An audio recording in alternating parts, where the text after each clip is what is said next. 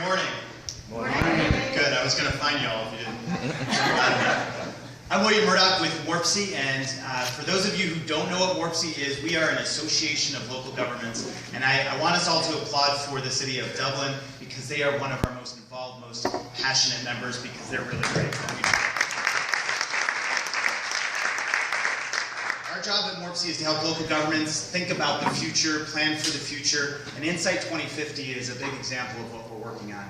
This is a partnership between our group, Columbus 2020, which is the economic development group for the region, and also, as Sue said, the ULI Columbus, who's a public-private group that really focuses on best practices in land use and where our region's going.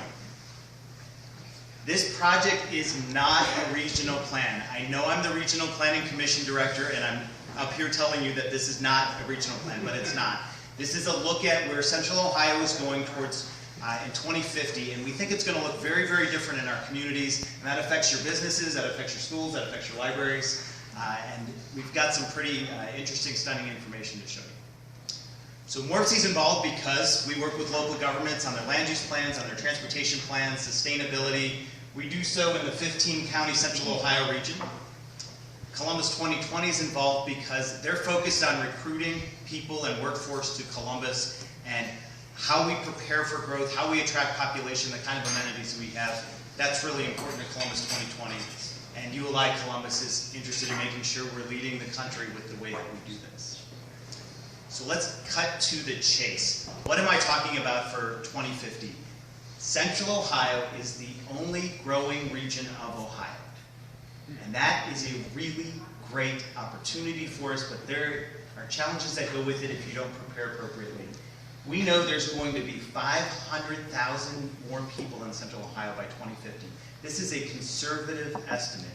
500,000 people translates to 300,000 new residences, 300,000 new jobs, and we're expecting 1 billion square feet of new or redeveloped non-residential space. These are really big numbers. We know the region has added 500,000 people before. To put it into context, if you think back to 1980, we've added about 500,000 people since 1980. So going forward another 35 years, we're expected to do that again. And the difference this time is the population looks very different. I know you all can't see that from where you're sitting. So what this says, if you just focus on the colors, this is a demographic chart. Demographically, looking back the last 30 years, it's exactly what you know happened if you were here. The baby boom population came through. That 500,000 population was really the age group between 35 and 64.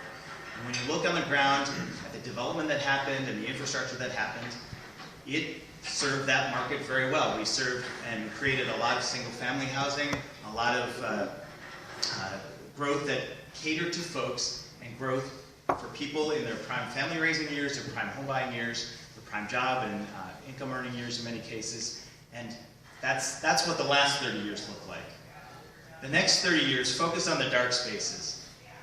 The next 500,000 population predominantly comes from growth in population over 65. We're expected to double our population over 65 by 2050.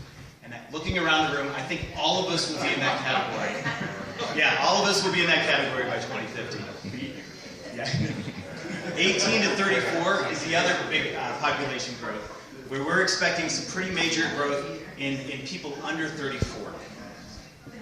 And when you think about what people in those two age brackets are looking for, it can be very different. This slide really says something that can be summed up very simply. The growth that we're expecting in new households, that 300,000 number, 86% of that growth are households without children. This isn't a value statement. This isn't saying that's the right way or the wrong way. This is demographics. Over 65 population, under 34 population. These are folks who haven't had kids yet, typically, or whose kids have left the home, hopefully. So 86% of the new household growth, households without children. When you look back the last 30 years, that was not the case. So the demographics are driving a very different reality in the market. At the same time, we know that preferences are changing, working with board of realtors and other groups. We're seeing greater demand from the market for more mixed-use environments, more walkability, more bikeability, not all 40 to 80 miles of hilly biking, but people want to get on their bikes. Smaller residences as people downsize or as people are just moving into the housing market, and more transportation choices. And if you're in Dublin, you know that Dublin is very attuned to this and thinking about how to serve this new market demand, because these factors are driving where the market is going. This can have consequences for housing. If you think about that 86% number and the type of housing that people need when they don't have kids, that kind of housing can typically be smaller or different located. The big takeaway here is that people want options. They want different types of options, and they don't want them just in downtown Columbus. They want them all over the region, so that as their kids leave the house, they have options within the city of Dublin if they live in Dublin. As their kids want to live in Dublin, they have places to live too. Jobs consequences, these preferences drive where workforce is going. People now move to places when they graduate. Instead of moving to places where they have jobs available, they move to places where they want to live and then they find a job. We see this very strongly in the trends, and making sure that we're meeting the market where it's going is key to economic growth. Commercial consequences. There are 1 billion square feet of new or redeveloped space that's going to be needed. With no offense to that particular shopping center on Henderson Road, this is an example of what we're talking about. We have commercial centers all over Central Ohio that are going to be in need of redevelopment over the next 35 years because they're aging. And we think this isn't a problem for the region. We think it's actually an opportunity, because when you look at that site, it already has infrastructure.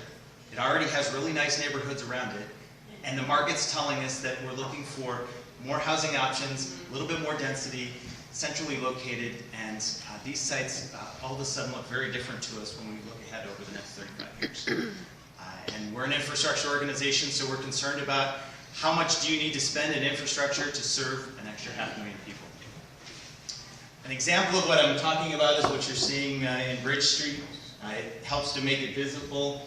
This is a typical environment of what we're talking about, underutilized aging commercial space, surrounded by really nice environment or residential housing. You do some infrastructure upgrades, you change the commercial, and all of a sudden, right in the middle of an aging area, you've got a brand new, vibrant center. This is what Dublin's attempting to do with Bridge Street. This is where the market's going.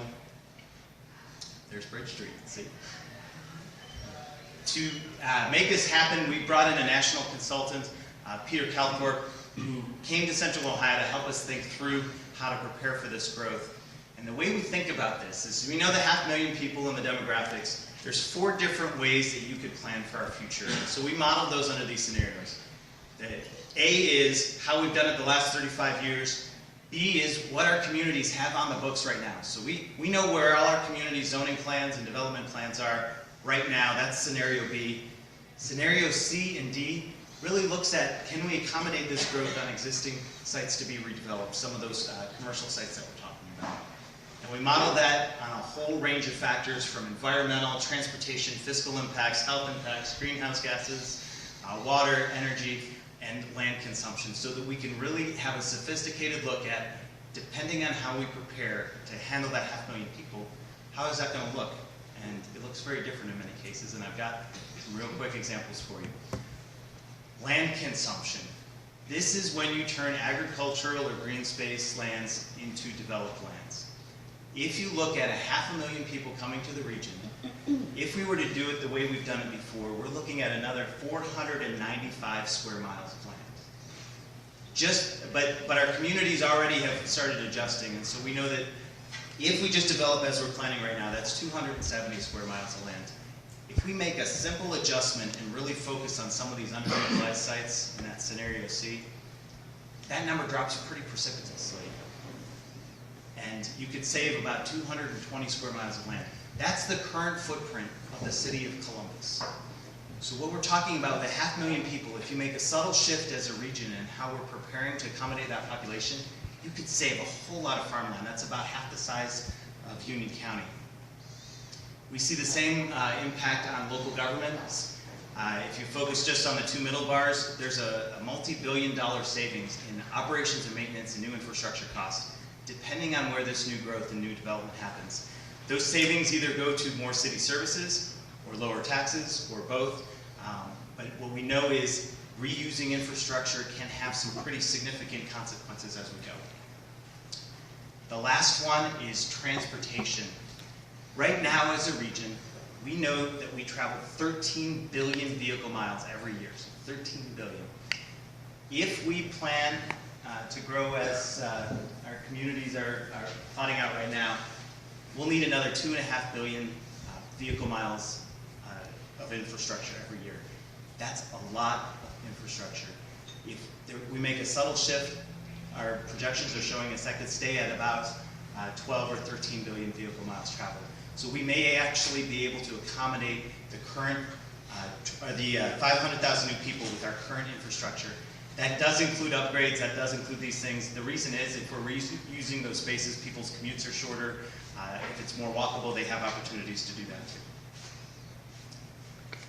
Right now, we just finished phase 1, so we did this regional look at all of Central Ohio, working with communities and businesses. We have a whole report. I'm not going to go through it right now. I have the executive summary, but if you want the whole report, it's online at getinsight2050.org. This is a really in-depth analysis of where we're going on all of these criteria. There's a website. Now we're in phase 2, and phase 2 is all about helping our communities really grapple with this. Adding 500,000 people who look very different than the last 500,000 people is a big deal, but not if you plan for it, because we've got some time. So we're doing outreach, we're coming out to every Rotary Club, Chamber of Commerce, City Council, Planning Commission that'll take us. We're really focused on helping communities look at best practices. Dublin's already a model for the region with some of their practices. Handling this growth and preparing for it is something a lot of our communities are already starting to see with some of the market trends. No matter what community you live in Central Ohio, you've probably heard about a developer coming in wanting multifamily development. That's not a developer doing anything other than reacting to the market.